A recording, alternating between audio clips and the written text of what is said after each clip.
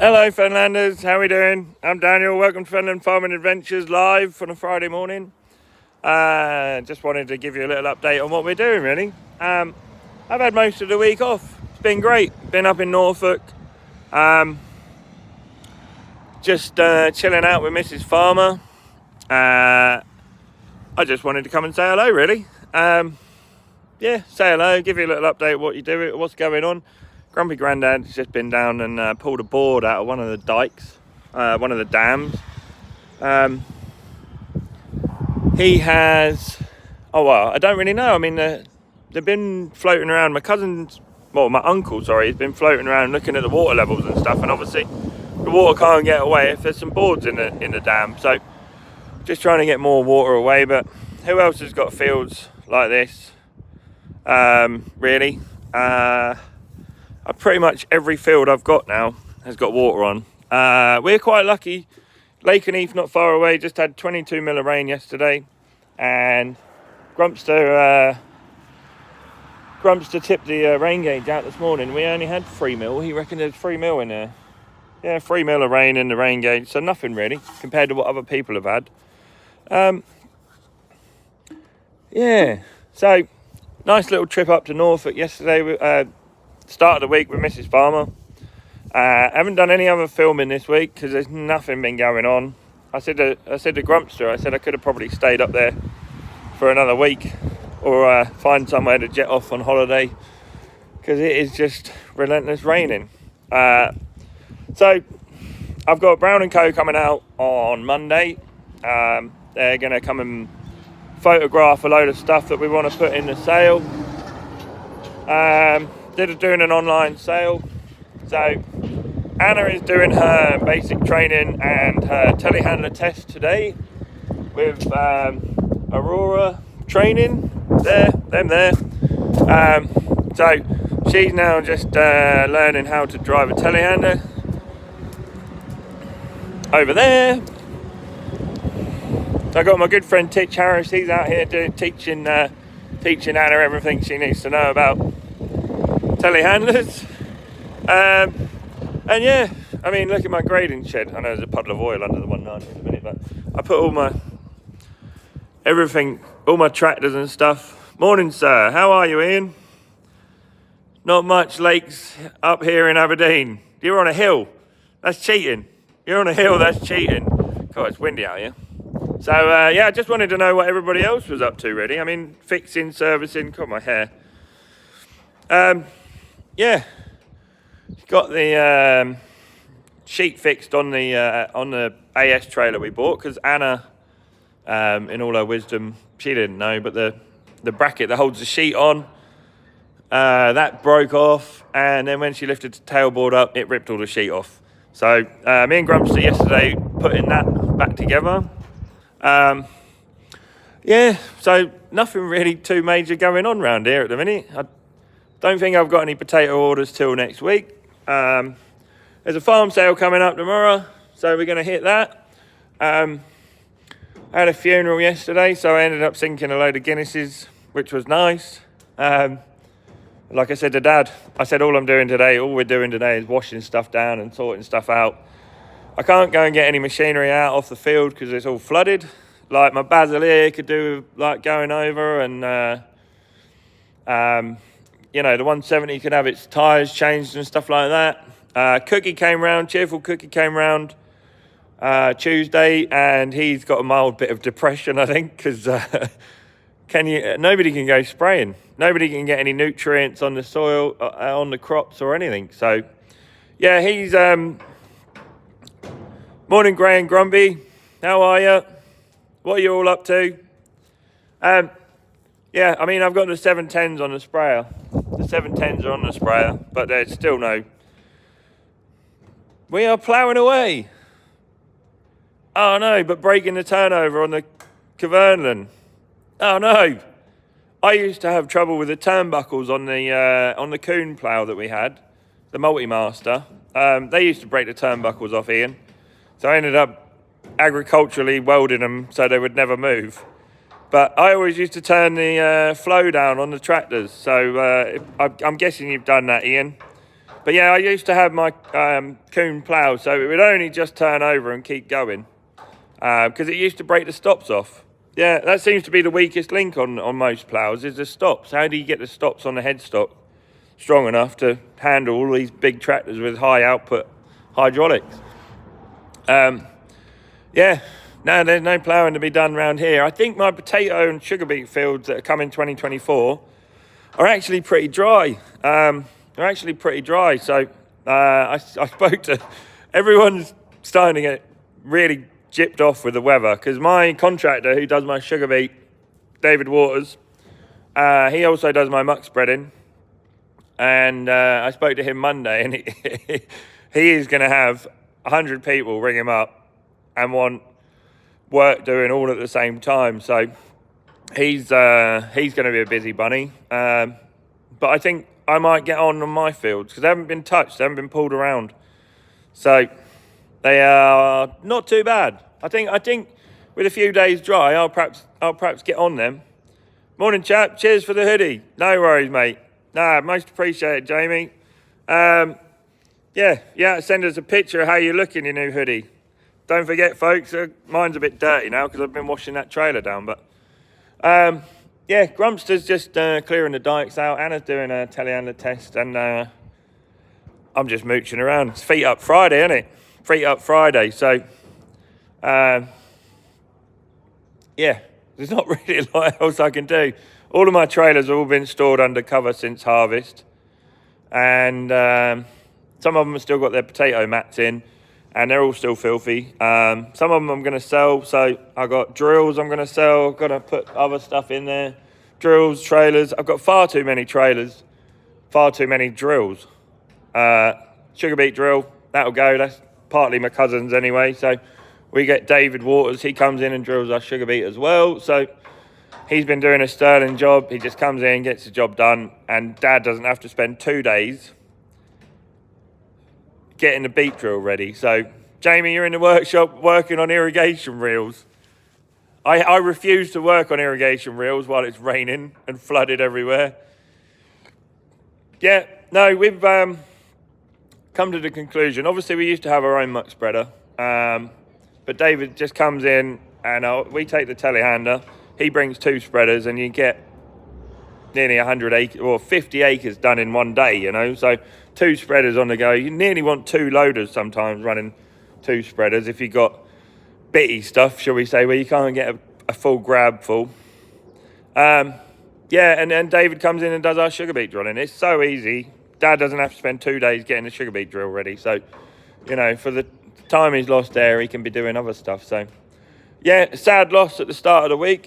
Suffolk Agri, they called in the receivers, I think. So that's not good. Bit disheartened with that because so do I after these. Well done, Jamie. Keep up the good work. Yeah, we lost Suffolk Agri, which is a fairly local to me. Obviously, Dancing Joe was working there, our good friend. And obviously the McCormick that we had on film a few times came from there. We used to have all of our tractors from Suffolk Agri.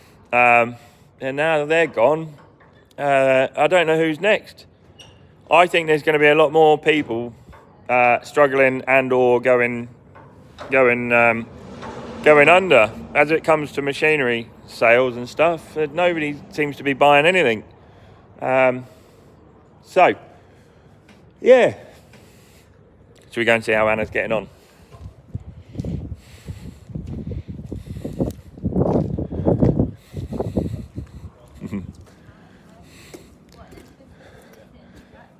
Don't worry, you're not on film.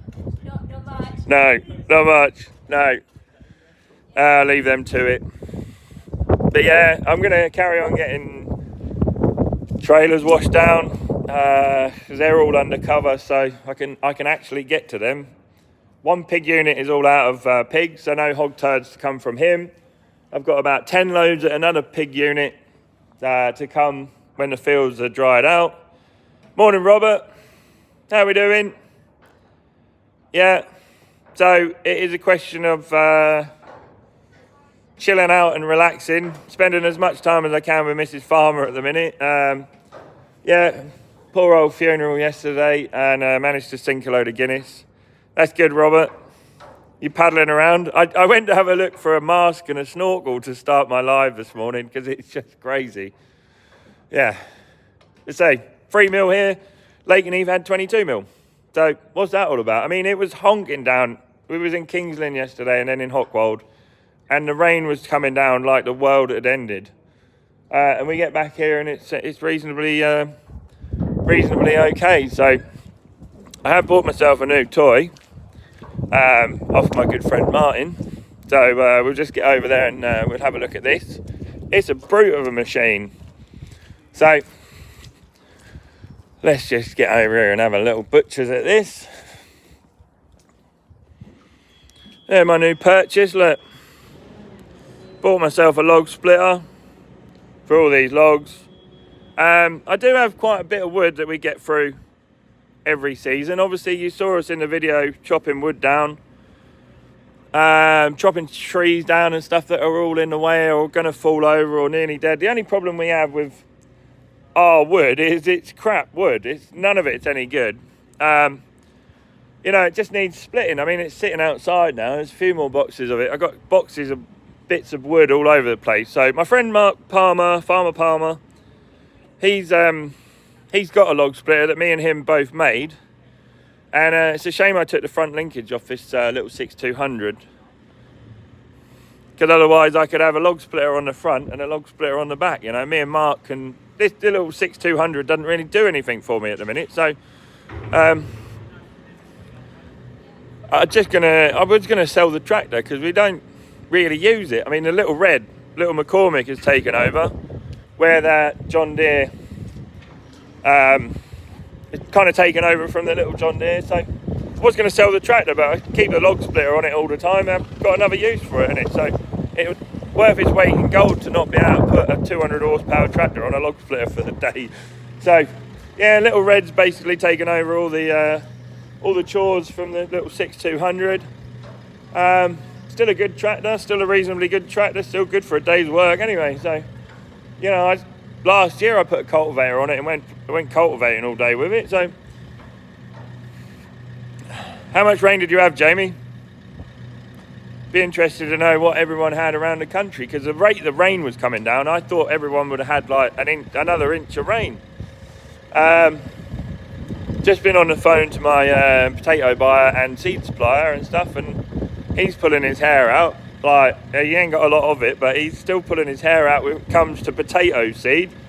Yeah, it's just manic, because obviously the price is high. Everyone's gone, I ain't growing seed anymore. I'll sell the wear out of it, rather than selling it for seed. So, loads of spring wheat I seen is, Jesus, 27 mil yesterday.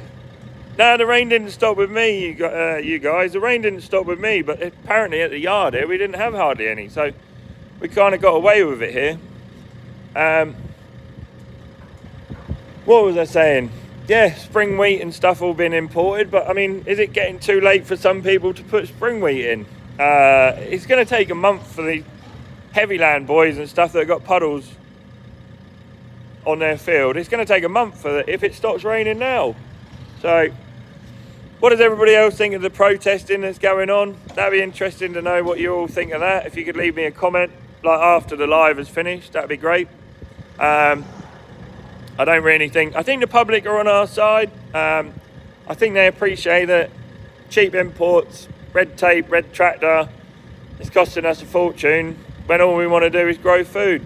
I mean, they're already at it in Wales, aren't they? So the government want to take 20% of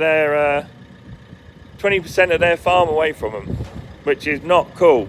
All in the name of net zero, which is, in my eyes, not that great. Net zero means everyone can't eat. So it just seems like we're killing business off for the sake of this net zero stuff. I appreciate we have got to do something in the world, but I don't think shutting farmers down is really a clever thing to do. So yeah, I don't think we need to stop people from getting to food, but I do think there needs to be like a weekly blockade of either We had a local protest outside Tesco's in Dover. Seems the public are on board with it. Yeah, I know, Grey and Grumpy. That seems like a real positive, that does, Grey and Grumpy, that you went and blockaded Tesco's. I mean, how long, if you went and blockaded Tesco's, whether you blockade Tesco's or whether you blockade the people who supply Tesco's, I'm wondering if blockading the suppliers rather than the shops themselves might keep the public on board. Because, like we said, you can become the world's most hated man if you get it wrong. You know, we don't really want to upset the public. We want to get the MPs listening to us, and not upsetting the public. So it's a very fine line. But yeah, Grey and Grumpy, well done if you got involved in the protest or saw the protest. I was talking to someone from that way. They got involved in it, and they said all the public are fully on board with them. So people that don't need to strike are the posties and the train drivers. The NHS staff, completely agree with that. They need a pay rise. Take the pay raise that the MPs had and give it to the nurses and doctors and stuff. So yeah, I think the only two people that need to be protesting is didn't blockade the Tesco, simply parked the tractors in the car park and talked to people. Yeah, perfect. That's perfect. Obviously, people think their food comes from Tesco's, don't they, rather than off a field.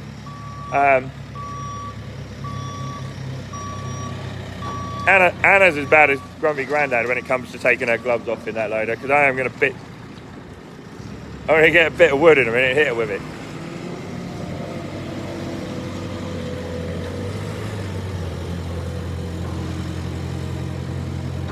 Yeah.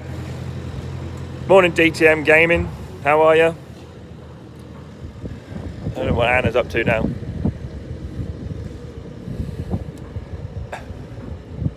Hopefully she figures it out. I don't know where she's going. But they're up to something, aren't they? So yeah, I think, I mean, they have started on Mark Drayford down in Wales. He got cornered by a load of farmers yesterday, and they're the people that they need to get hold of, you know, rather than stopping the public eating and getting food, feeding their families and stuff. We need to get the MPs to wake up and listen to us. I dropped you a message on Facebook. No worries. Cheers, Jamie. Yeah, so that will probably conclude my little live now. 20 minutes of live from a farm where we're doing absolutely no farming whatsoever. Yeah, I suggested to Wardy, farmers markets in large yards to avoid supermarkets and councils. Yeah, that would be perfect. Yeah, Robert, that's the way to do it. I mean, I went up to my first cattle auction the other day, and it was absolutely amazing. I had a brilliant time up there. I could have sat there and watched it all day long, but I probably would have ended up buying some cattle to bring back. So, good job we got stuck in traffic, so I couldn't buy any cows. Morning, Mark C. How are you? Yeah. And I can't remember, my local cattle market in Bury St Edmunds was before my time, shall we say? But I remember stories of my dad saying, Granddad used to go off to the cattle market and stuff and spend all day with his mates, I suppose, buying cows. And we did have cows, and we had pigs, and we had sheep and everything on the farm. So, yeah. Net zero is us, is the bottom line, yeah. What's the difference between God and Bigfoot? I don't know, Zoe Life. Go on, tell me. Yeah, so Bury Market shut down before my time, so I never got to go to that. But yeah, if families can go off to a marketplace and buy fresh fruit and veg from... put my hoodie inside out to keep it warm. It's fairly cold down here, Daniel.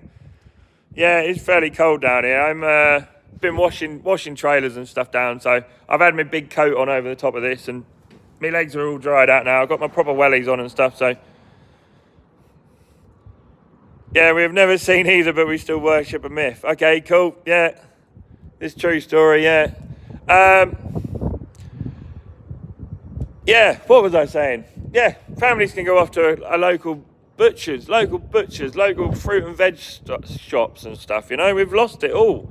Bakers, candlestick makers, you know, butchers. I love going to local butchers, like seeing the meat and asking where it comes from and knowing the traceability of it all is great. And, you know, they can virtually walk out the back door and go, there is your cow that we're peeling for you to eat. So Nutty Nana's just turned up as well.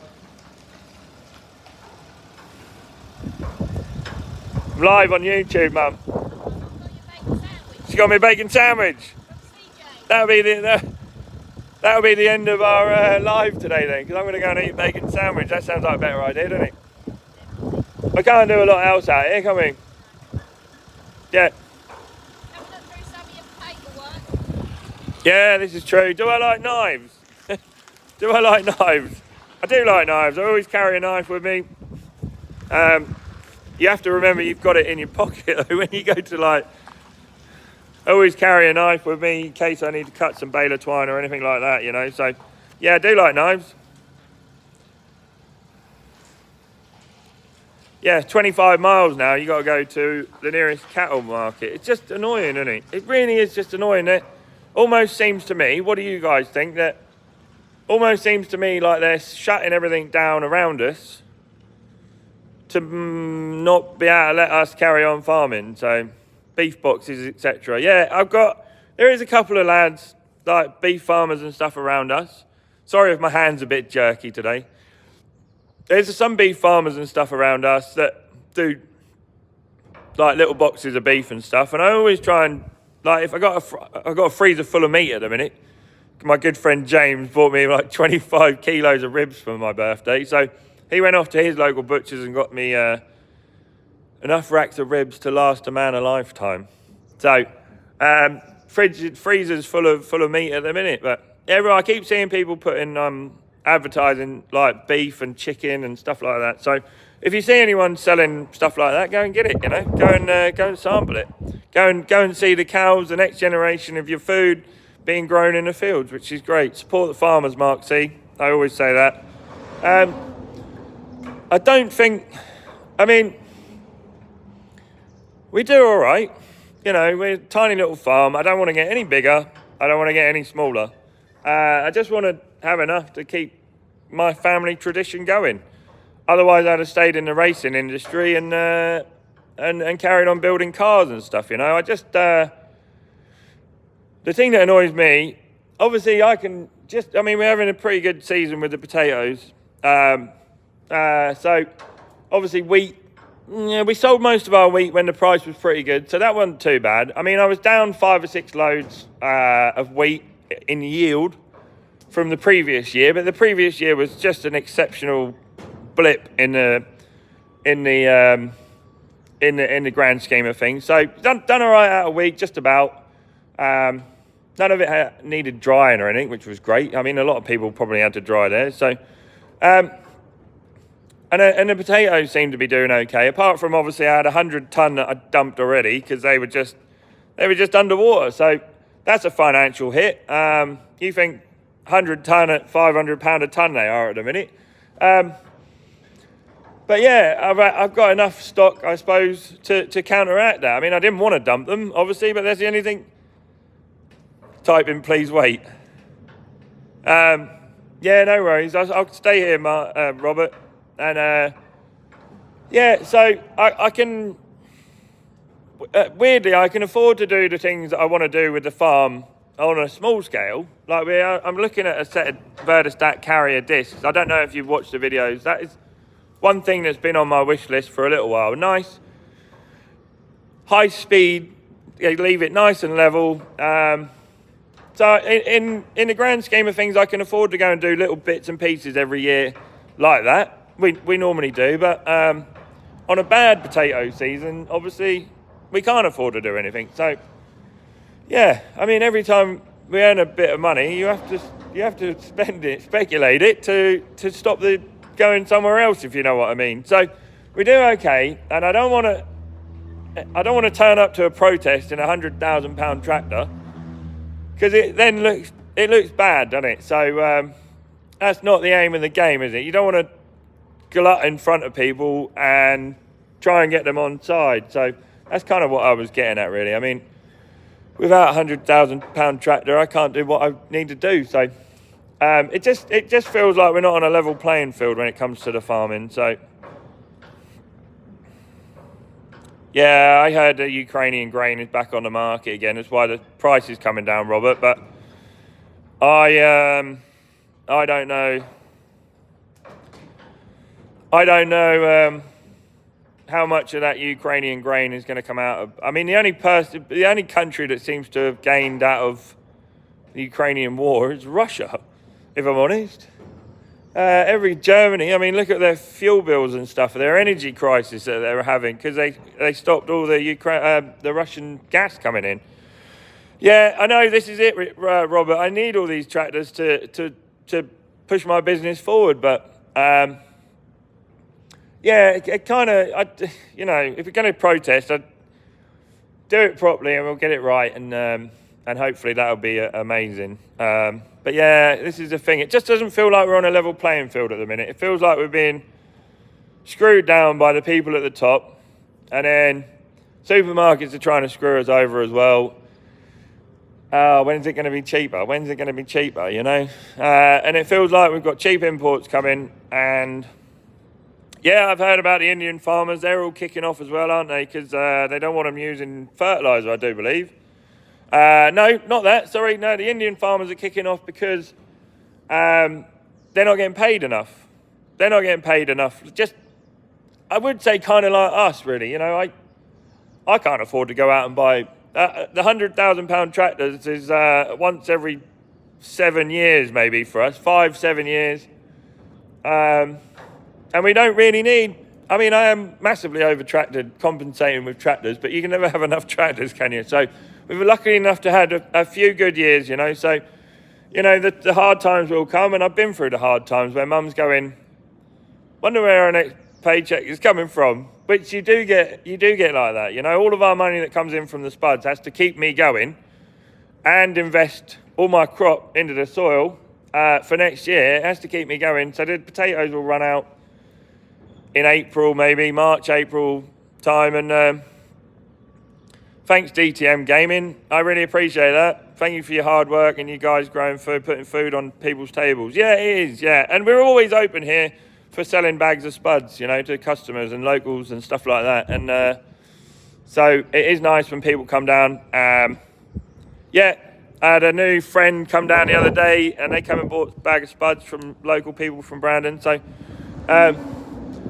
yeah, just waffling now. So I might conclude this and go and get my bacon sandwich. But yeah, the Indian farmers, they're kicking off as well because they can't obviously grow the wheat and grain and stuff for the price that they can import it. So everyone's getting fed up with...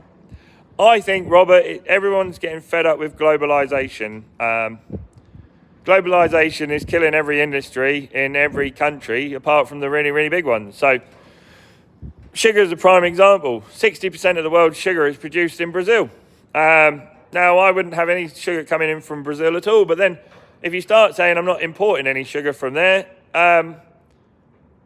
what dealings do we have with Brazil to combat, like the fairness of it? So if we say we're not having any more of your sugar, they then turn around and say, well, you're not having any sugar, you're not having any natural materials or coal or whatever, or we're not buying any of your cars, or we're going to pull all of our financial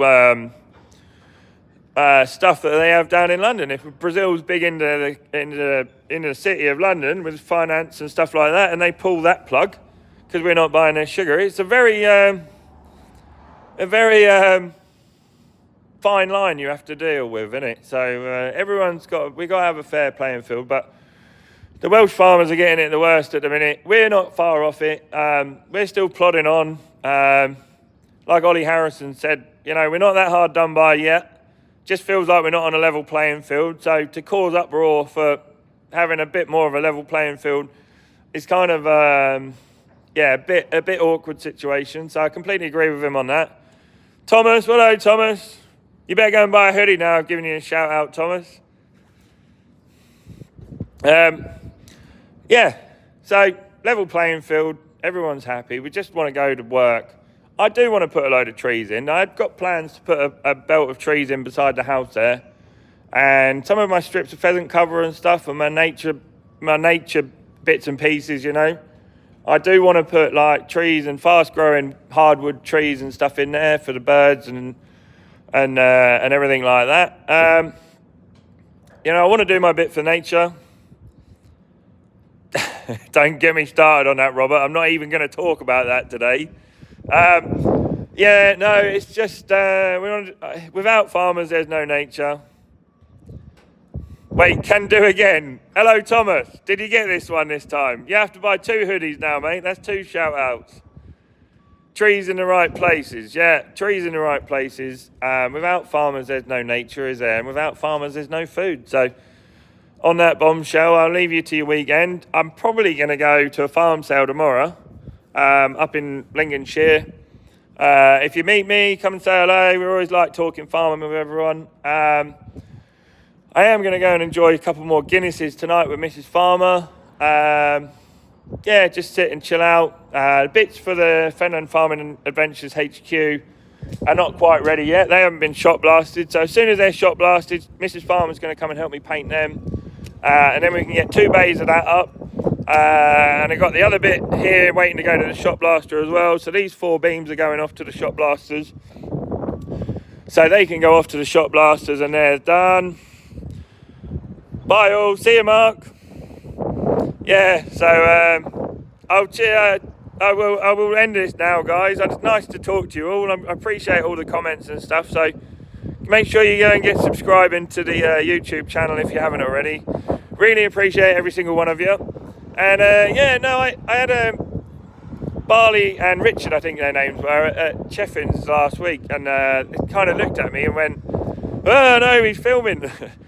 But they didn't really want to come and talk to me, so I went over and saw them because I could see that they were looking at me. I'm just a normal guy that likes talking farming all the time, so call me a bit of a weirdo, but farmers like talking farming, don't they? So cheers guys, I will see you soon. Anna, hopefully by the end of the day, she'll be fully trained up with the telehandler and the counterbalance forklift, so yeah, she's going to have a good day. She's going to have her tickets and stuff for that, so now she can be a fully qualified telehandler pork truck driver. On that bombshell, we'll see you guys later. Cheers guys.